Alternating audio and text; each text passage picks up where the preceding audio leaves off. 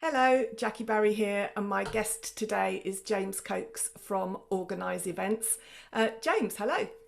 Hello.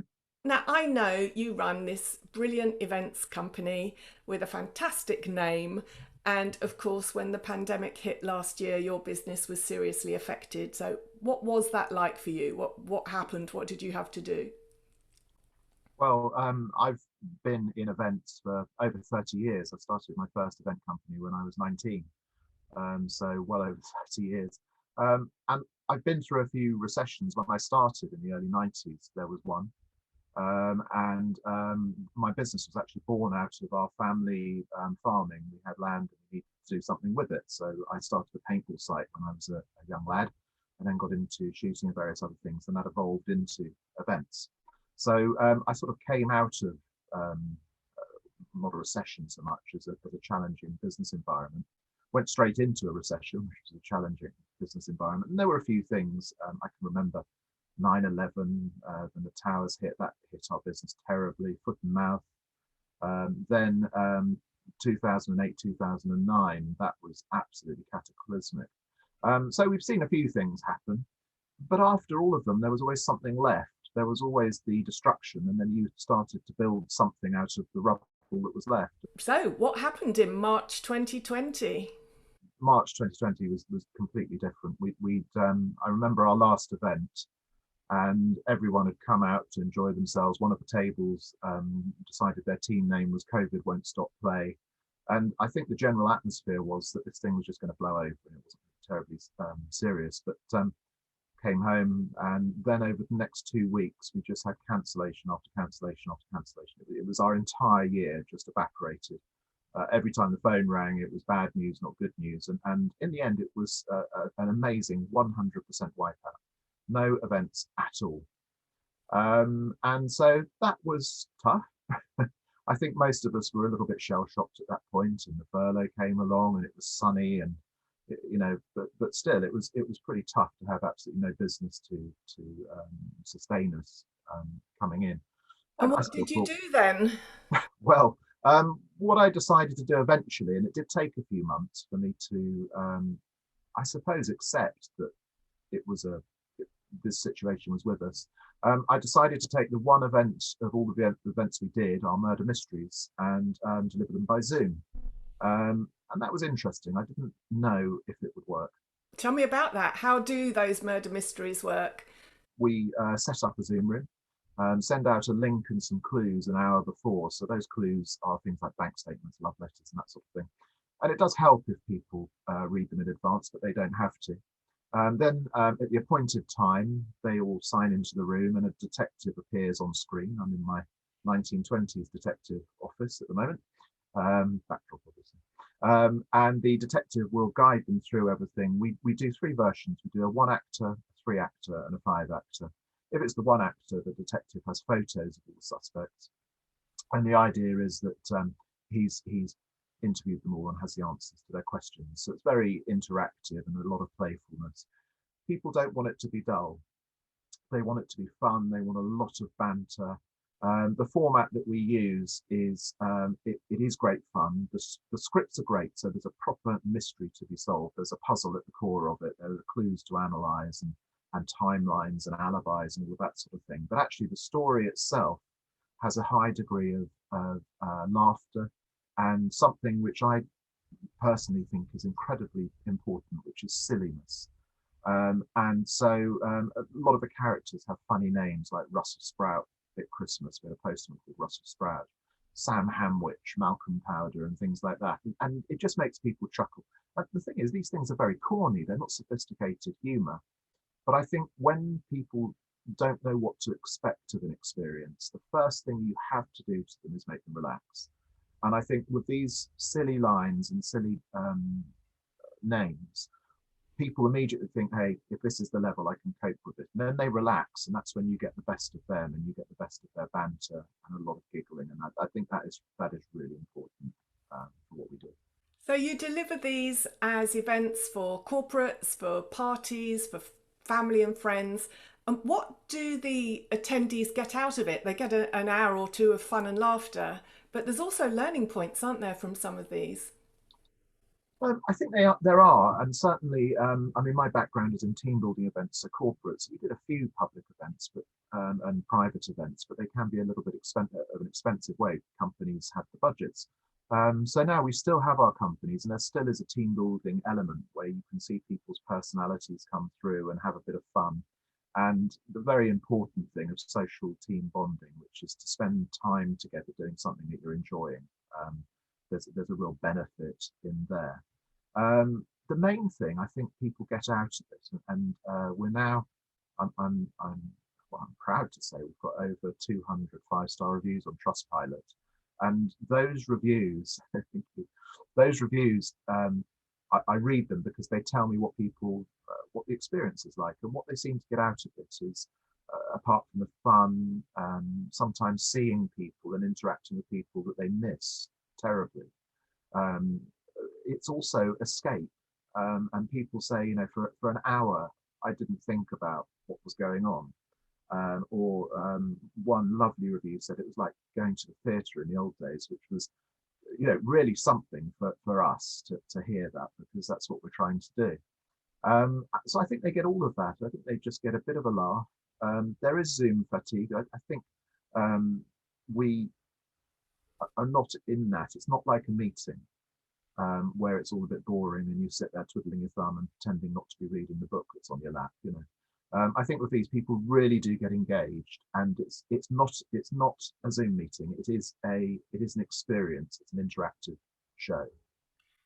Yes, and you've got amazing performers. People dress up, they get into character, don't they? And I've seen some of the feedback, and yes, they do really enjoy it. We And love it's that. brilliant that you've been able to. I know you had a big rush before Christmas with all the festive parties you got booked for, but that seems to have carried on through this year so far. I decided at the beginning to compete price-wise with quizzes and that sort of thing. But also we have the higher end 5 act to 2 hour shows with tech support, which are a bit more expensive. Still nothing like the fees we used to charge for team building events, where we'd be traveling to wherever the location was and what have you. Here, I've had a garden shed constructed as a Zoom studio, which is my little sort of retreat for Zooming. Um, yeah, we had a very busy December, and it was crazy. The first inkling we got of this, that this might be a sustainable business, was Halloween. Halloween went well, and so we got ourselves ready for December, anticipating that we might get some work. In the end, we delivered over 200 events. I had 7 inspectors working for me who were the hosts, including myself, and the teams around them to do the 3 and 5 actor shows. And it was, I think, our record in one day, which was one of the Fridays before Christmas, was 31 events, and that was a real pressure.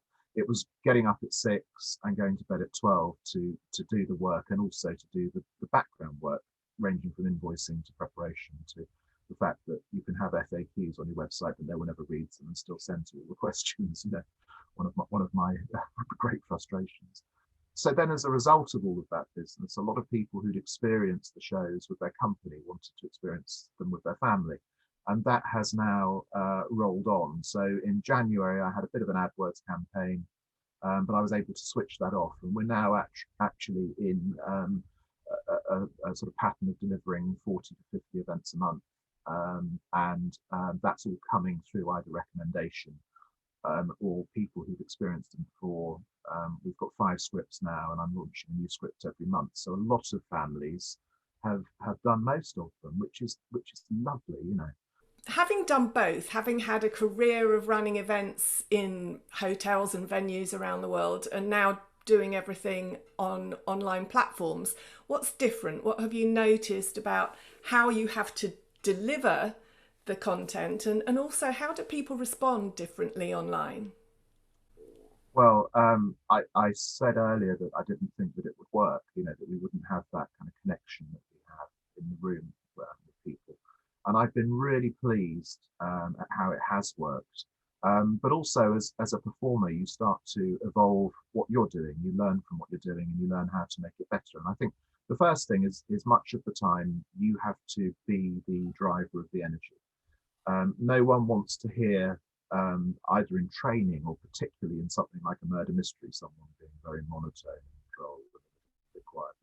So at times you have to be really quite big and bigger than you would be in real life. And that it would be exceedingly tiring for anyone watching to have to sit through that for an hour. So there are little things you can do, like you can sort of lean in for confidential moments.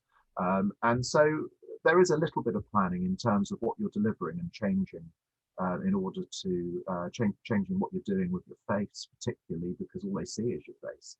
I'm a flapper. I flap with my hands terribly.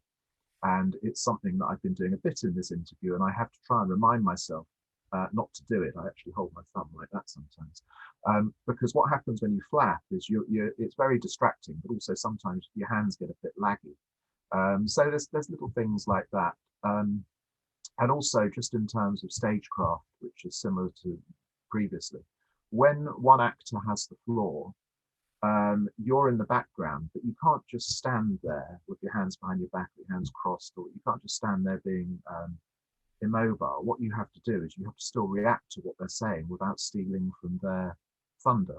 And I do a little bit of that on Zoom. So, for example, if I'm the murderer and I've been accused, I'll be very upset about it. And if I deliver a line that's a little bit naughty or something like that, then there are faces that you use. So yeah, it's just a bit of stagecraft and keeping going, because if you think about the standard Zoom screen, much of the time you've got 20, 30 people just sat there doing nothing. It's a bit odd, So yeah, you have to keep it going, but it's down to the actors to really drive the energy in the room and get people laughing. I have to say that I'm a comedy actor. I love I was going to say I love delivering a funny line, but I'll expand on that. I'll say I love delivering a funny line that goes well. I hate it when a good joke's wasted, but it's lovely when you actually hit the mark with a line and you see the entire screen just start laughing. That's really good. Yes, I absolutely miss live entertainment and watching audience laughter and hearing it at the same time, rather than the exaggerated sometimes Zoom reactions or no Yeah. Zoom reactions because cameras are off. A way of draining energy, I can imagine, is if you've got a corporate event and the chief exec wants to do an introduction and they start your great party atmosphere with some dull and dreary business objectives. Well, I've got a little digital recorder here, and I've got some 1920s music that I play. So I'm off screen, and I unmute, and there's this music, and you see everyone start to move to it and all the rest of it, and that creates the scene. And then the inspector arrives, and you start with the show. But quite right that the one thing that companies haven't all done is adapted from live event mentality to Zoom event mentality. And so you very often get this situation where the company has hired a team of actors, professional actors who know what they're doing, and they've got to start the show, and the MD wants to say a few words. And you're quite right. It's like an absolute sucks all of the energy out of a room moment. So what I recommend is, if you have that scenario, it's quite right. It's quite right. Senior managers should be seen that they do it at the end and not at the beginning. I think that's a really good idea, and I don't mind advising people of that. And I haven't yet found someone who's so bloody minded that they don't take that advice and know that it's correct. But yeah, I mean, it is but they are still in that mentality of live events. So you get a Zoom meeting, a Zoom event organised by a committee still, which is just bizarre, because there's nothing for that committee to do. But I think a lot of the time companies are trying to find ways of working which feels like it used to, and that still has that interaction between people and all the rest of it. And unfortunately, I think it is adding to this kind of sense of Zoom fatigue. I'm Uh, with you on that solution being perhaps mixing up the modalities and playing music or showing a video or sharing an image or doing something unexpected that breaks the pattern of everyone just sitting there in their little square boxes, passively waiting to receive information. Because that's what, for me, engagement is. It's making them do something. I think so. And I think for me, part of the challenge is to make it not a Zoom meeting, you know? So they hear the music. My name won't be James Coakes, it'll be Inspector or whatever my character name is. We've got the backdrops. They're watching, and it would be a failure, I think, if they sat there thinking, "Oh, we're doing this on Zoom." What I want is for them to sit there thinking, "Gosh, we're in the 1920s." Another thing that worried me is how on earth do you create something that's in the 1920s on a computer screen? So when you're doing the Zoom support that you do for us, I like to refer to you as telephone exchange. And when I speak to you, it's like, telephone exchange, can you do such and such? I think that it's all just part of the fun, isn't it? But I think it's to transport people away from just being sat on another Zoom meeting. And so important. And you're right, it's platform independent. It doesn't matter that it's Zoom, which has Yeah, become a bit of a Hoover word, hasn't it? It's become a brand for all video conferencing. yeah. I think we're going to have a mixture. This hybrid word that everyone's terribly excited about, but it previously where I would go with a car full of actors, so five of us would turn up into a sweaty conference room with 200 people and deliver the murder mystery over dinner. I I, I hope that returns because it was good fun. But I think if it does return, it's going to take a long time. So the hybrid alternative is for me to turn up on my own, probably going to be smaller groups with tables further. I don't know how it'll look, but I'll turn up with the screen, and the suspects will all turn up on the screen when I call on them. And so I can envisage that as being a much lower risk version of what we used to do, that would still be quite effective. Just before we come to the end, is there any more advice that you would give to people who are presenting online about how to keep their audiences engaged and paying attention? Yeah, I think for me, the sort of approach that I take is to try not to be limited by thoughts about the platform that you're using. So just work on your act or your presentation or whatever it is. Um, Vary it so you're not always high energy. Think about how you can do other things, and yeah, just don't be limited by the fact that you're on Zoom and Zoom has a certain reputation. You know, think of it as a performance. And with that in mind, if somebody wants to book you and your team for a performance, where do they go to find out more? Well, we've got a website which is organise.co.uk.